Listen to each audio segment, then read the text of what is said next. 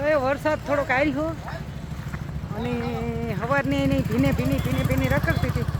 મારા બાપની દયા આવી ને હા ઠીક કરે છે. મારા બાપની દયા આવી ને ત્યારે મને ઘેર લેવા આવ્યો. બે વસ્તુ નથી થઈ સવારની કે સંડાસમાં પાણી ભરાણું ભોખરામાંથી સીધે અહીં નીકળે જૂનો માલ નીકળે એટલે છે ને કેટલી કલાક થઈ 12 કલાક કે બારોબાર ઊભી. થોડીક વાર ઘરમાં ગઈ સાફ સફાઈ કરી પાછો વરસાદ આવ્યો પાછું ઘરમાં પાણી ગીર્યું એટલે એવો બાપાને ઘેર જા ફ્રેશ થવા. આથી માઇતરમાં ઢોકળું થાય કેટલું થાય 2 કિલોમીટર થાય ને 2 કિલો ના 2.5 કિલોમીટર થયો એટલે 2 કિલોમીટર મારું માઇટર છે અને બાપો તેડવા આવ્યો હાલે ઈ પાછો એમ્બેસેડર ઘેર મૂકે નહીં. આજ એમ્બેસેડર કે હાલે એને પાણી ગીરે જાય. અને આજ મારી દીકરી ઘેર આવે એ ખુશીમાં મેં બ્રેડ પકોડા ભજીયાનો પ્રોગ્રામ રાખ્યો છે. Oh my God. હા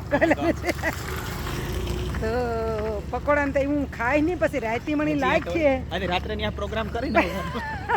હા મારે જાવું કા પોખરા ભર્યા ને આમાં તો ગમે ને રાતના અંધારામાં બેઠ જાएंगे તો કિસી કો પતા નહીં ચલે.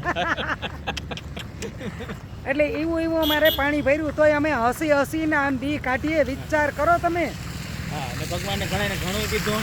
હા બધા વાકા કરીને કહે કે હે ભગવાન આ ને ઓલું ને અમારે પાણી ભર્યું તો એમ કે અમે રાજી ખુશી મસ્ત જીવીએ એકદમ ના એકલે કઈ બાપા બે છાંટા પડે તો કે શરદી થઈ જશે તાવ આવી જશે અને 12 કલાક તે પાણીમાં ઊભી તો પગ ફૂંગાઈ ગયા.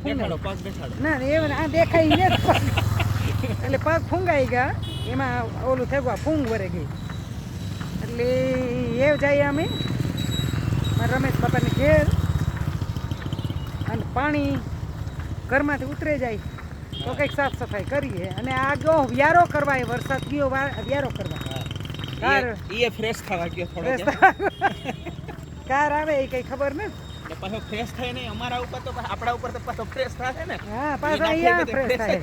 હા એટલે 11 નંબરની બસમાં જઈ. આ બે પગ છે 11 નંબરની બસ કહેવાય. એટલે રિક્ષા કઈ છે નહીં કઈ ગયો જાતો ટિકિટ ન કઈ.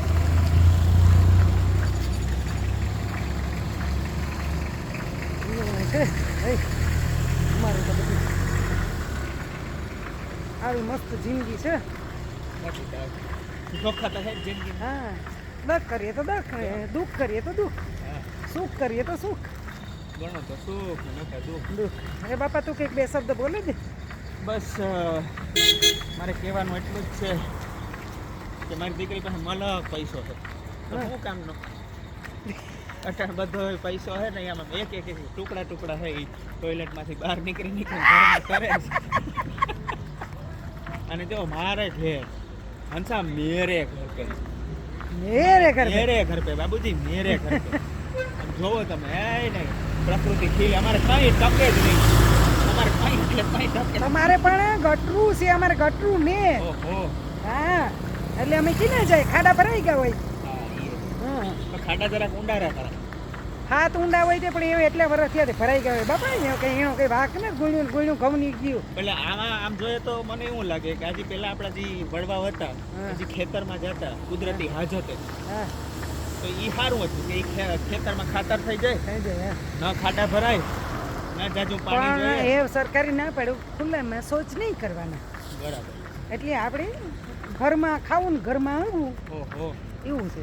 પેલા છે ને બહાર જતા ઘરમાં ખાતા એ બહાર ખાઈ અને ઘરમાં જાય એવું છે. આ જમાના પ્રમાણે પછી થોડુંક બાપા નવું મોડર્ન થવું પડે. પણ તો એ ગામડાની હજી ઘણા જેને ટેવ છે એ જાય ખુલ્લે આવા તમને અવાજ અમારે થોડો આવીએ બહુ આવીએ ને બહુ આવીએ ખરો વાહનનો બધો અવાજ આવીએ માઇક બાઇક અમે ચોંટાડ્યા ને એટલે એ જઈએ અમે મારા બાપને ઘેર હાથમું કરે ને પછી આવી તો ભારી ભાઈ મૂકી પડીએ હાથમ હોતી નહીં આજના જે ખાઈ લેજે પછી એમ્બેસેડરમાં બેહાડીને પછી મૂકી જાય. ઠીક તો તાર રોકવી નથી ના રોકવાની આ તો નહીં રોકાય. દીકરી માવતરે હારી ન લાગે એ જ્યાં પરણીને ગઈ હોય ને ત્યાં હાહરે હારી લાગે હા તો કઈ વાંધો નહીં. હા અને થોડાક અમારા લોહી તો આખી જિંદગી પીધા એટલે હવે થોડાક જમાઈના લોહી પીએ જમાઈ ઓન ડ્યુટી હતા હા એટલે જમાઈનો જ ફોન આવ્યો તો તારી દીકરી અડધે અડધે ગોઠણ પાણીમાં છે એટલે પછી હું લેવા આવ્યો એટલે મારો જમાઈ બહુ સારો છે આ ભલે એમ કહે કે જમાઈ આવો છે પણ જમાઈ જેવું થાય નહીં એ મારો હાથ તું તારા જમાઈને વખાણ કરે કરે ને મારો હાથ દુખે એવો એવું મૂકા મૂકી એટલા જ દે. વખાણ નથી કરવા મારે હો હા, બસ. હા પરવા ને બાપા એવું ત્યાં તો મારી દીકરી મૂકી જ છે હા